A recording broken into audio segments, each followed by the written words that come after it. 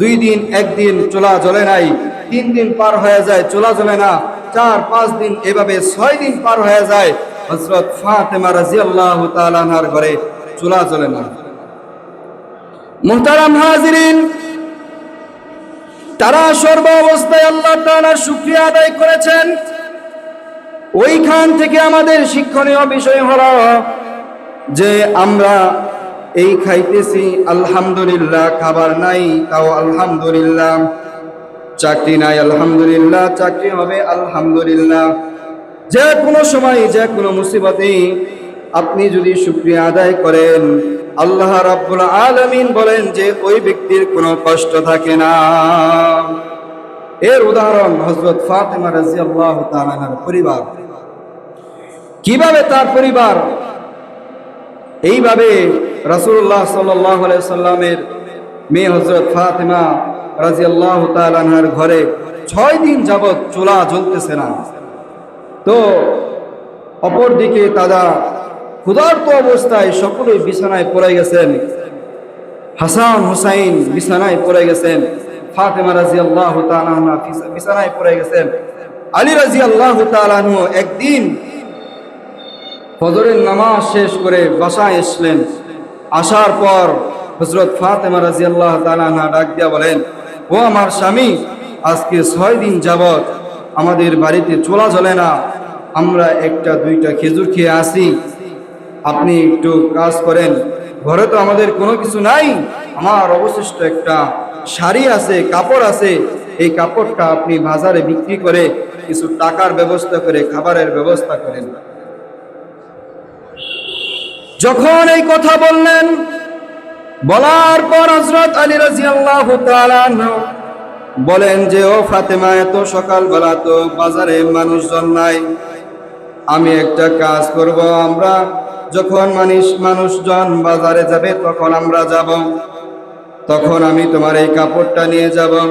ফাতেমা রাদিয়াল্লাহু তাআলা আনহা বলেন যে, না, আপনি একটু কষ্ট করে এখনই যান। আলী রাদিয়াল্লাহু তাআলা আনহু ফাতেমা রাদিয়াল্লাহু তাআলা আনহার কথা শুনে ওই সময় বের হয়ে গেলেন কাপড় নিয়ে। শীতের দিন ছিল, একটা চাদর মুড়ি দিয়ে বের হয়ে গেছেন, রাস্তা দিয়ে যাইতেছেন, কিছু দূর অতিক্রম করেছেন।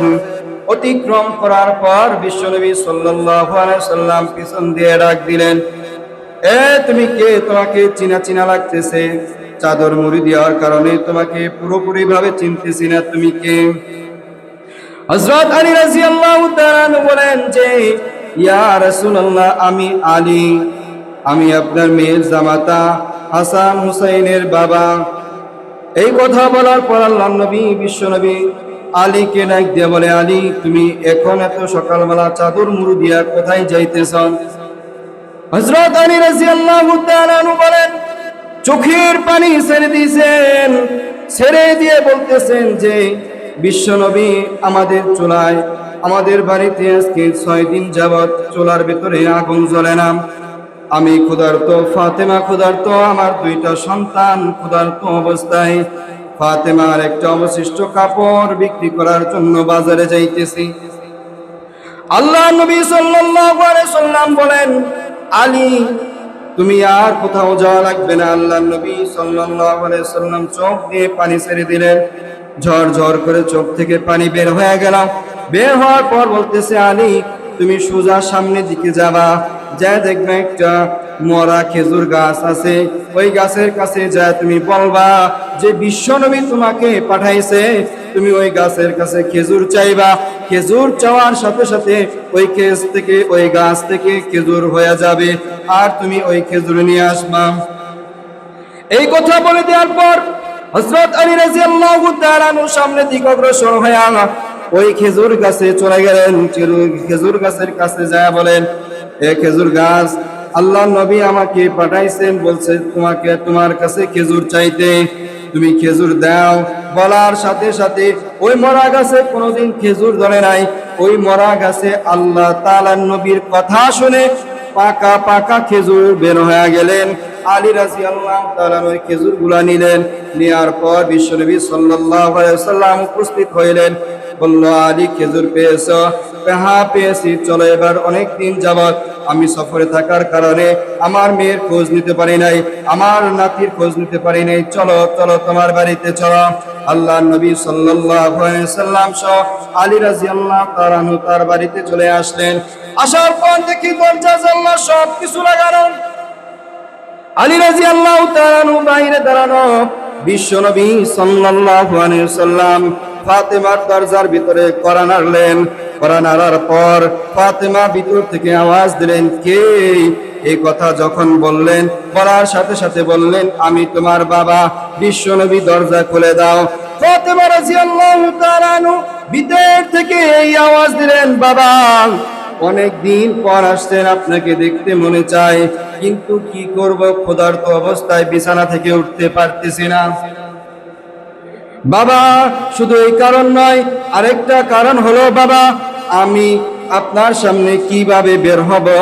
আমার তো শরীরে কোনো জামা কাপড় নাই, আমি একটা শুধু ছোট জামা দিয়ে সতর ঢেকে রাখছি, আমি আপনার সাথে আপনার সামনে কিভাবে যাব? একটা অবশিষ্ট কাপড় ছিল, সেটাও আমাদের খাবারের জন্য, বিক্রির জন্য পাঠাইছি। আল্লাহ নবী সাল্লাল্লাহু আলাইহি সাল্লামের চোখ দিয়ে টপ টপ করে পানি পড়ে। পানি পড়ার পর আল্লাহ নবী ফাতেমাকে ডাক দিয়ে বলে, ও ফাতেমা, দরজা পাশ দিয়া এই যে আমি তোমার আমার চাদরটা খুলে দিয়ে দিলাম, এই চাদর পরিধান করে তুমি বাহিরে আসো।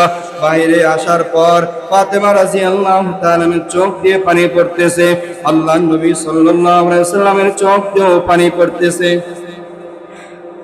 আল্লাহ নবী সাল্লাল্লাহু আলাইহি সাল্লাম এই অবস্থা পর্যবেক্ষণ করলেন। করার পর বলে যে, অনেক দিন যাবত আমি আমার নাতিদেরকে দেখি না, হাসান হোসাইন কোথায়? এই কথা বলার পর হাসান হোসাইন দৌড়ে চলে আসছে। আসার পর বলতেছে, নানাকে জড়ায়া, নানা, আপনার কাছে একটা বিচার আছে, আপনি একটা বিচার করে দেন। বলতেছে, কিসের বিচার? বলো বলো।